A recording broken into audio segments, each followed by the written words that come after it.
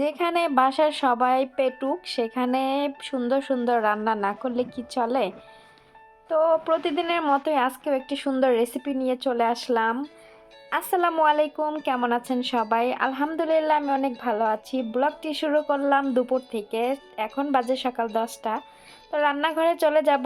তো ঘর থেকে আগে এতক্ষণ নাস্তা করে একটু রেস্টে ছিলাম, এখন রান্না করার সময় হয়ে গেছে, তো রান্নাঘরে যেতে হবে। তো রান্নাঘরে যাব, এর জন্য ভাবলাম যে আজকে ব্লগটা আমার রুম থেকে শুরু করি।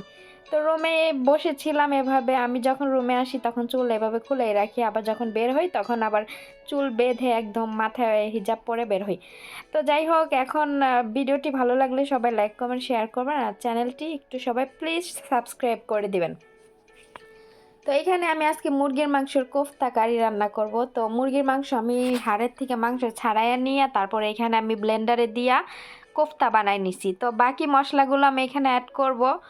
তো এখানে আমি ধনিয়া পাতা দিব, আরও যা যা মশলা আছে টুকটাক অল্প অল্প করে সব কিছুই শেয়ার করব। তো আসলে বাসার সবাই যদি পেটুক থাকে তাহলে রান্না বান্না মনে হয় যে প্রতিদিন নতুন নতুন কোনো রেসিপি রান্না করি। তো কয়েকদিন যাবৎ ওমানি রান্না করতে করতে বোরিং হয়ে যাচ্ছিলাম, তো বোরিং লাগতেছিল, তো ভাবলাম নতুন একটা রেসিপি রান্না করি। তো হঠাৎ ইউটিউবে ঢুকে এই কোফতা কারি রেসিপিটা দেখে ভালো লাগলো, ভাবলাম যে আজকে এটাই করব। তো এই দেখেন আমি সব মশলা দিয়ে ধনিয়া পাতা, আদা রসুন, একটু লেবুর রস সব কিছু দিয়ে কোফতাটা বানাই নিছি। কোফতাটা কিন্তু রেডি। এখন আমি এটাকে গোল গোল বলের সাইজ করে নিব, বল বল বানায় নিব।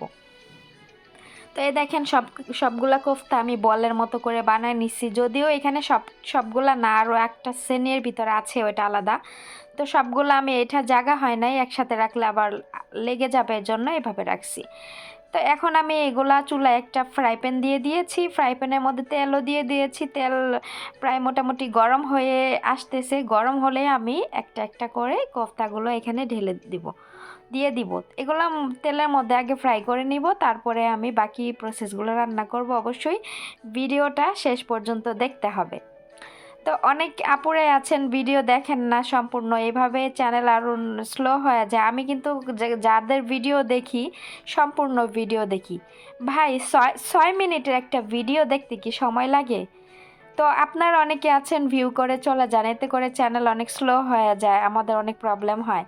যদি দেখতে মনে না চায় অবশ্যই দেখবেন না, চ্যানেলে ভিউ করে চলে যাবেন, এতে করে আমাদের অনেক সমস্যা হয়, ঠিক আছে?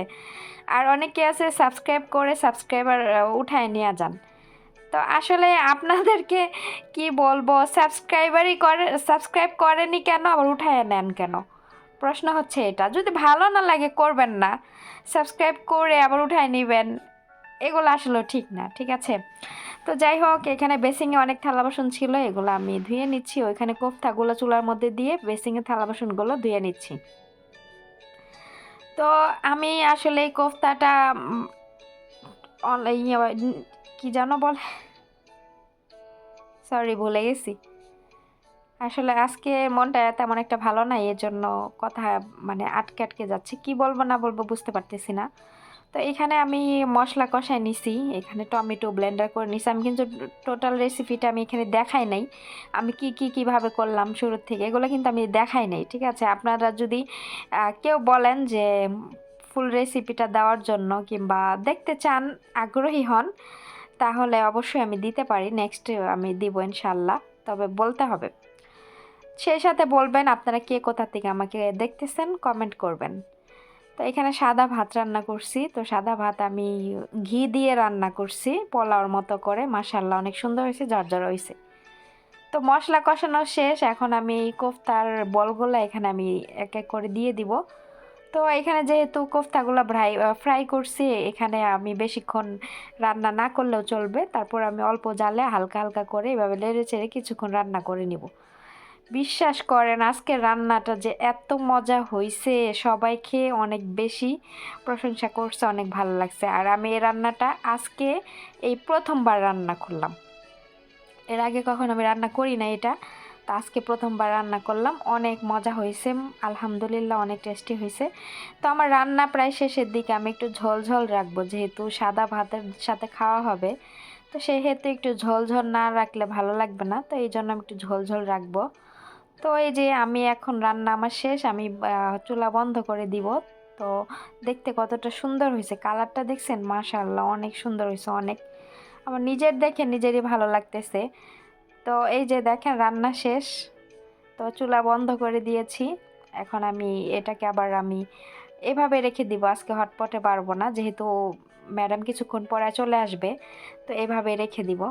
তো দেখেন মাশাআল্লাহ একদম ঝোলটা একদম কত সুন্দর হয়েছে, একদম আঠালো আঠালো মাখা মাখা। মাশাআল্লাহ মাশাআল্লাহ অনেক সুন্দর হয়েছে, অনেক। তো এখানে রান্না বান্না কমপ্লিট দেখেন। তো এখানে আমি এখন ঢেকে রেখে দিব। অলমোস্ট রান্নাঘরের কাজ কাম সব শেষ। এখন আমি আপনাদের সাথে ফুল রান্নাটা শেয়ার করব। বিসমিল্লাহির রহমানির রহিম। তো আজকে আমি দুপুরের জন্য যা যা রান্না করেছি, এখানে ছিল ঘি দিয়ে সাদা ভাত, এখানে ছিল কোফতা কারি, মুরগির মাংসের কোফতা কারি, আর এখানে ছিল সালাদ। তো আজকের রেসিপি এটাই ছিল। ভালো লাগলে সবাই চ্যানেলটি সাবস্ক্রাইব করবেন। আল্লাহ হাফেজ।